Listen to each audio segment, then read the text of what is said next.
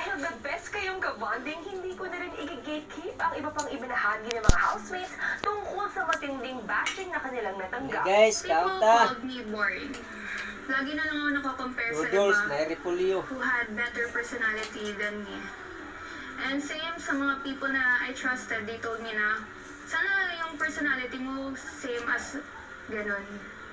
I'm happy to say that in Oh, here, ripulyo. I've started to find myself, Ikaw. started to be happy with how I am.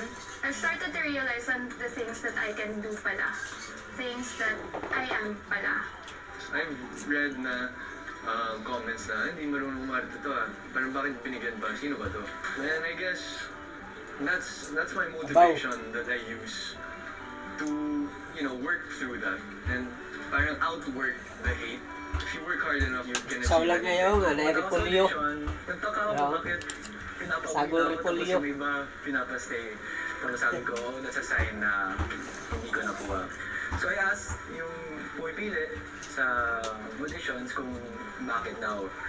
At ayun nga, sabi nila, Ikaw, butang ripulyo. hindi marunong umarte. And after that talaga, sinipagan ko mag-acting workshop. So that was my first audition that I didn't get.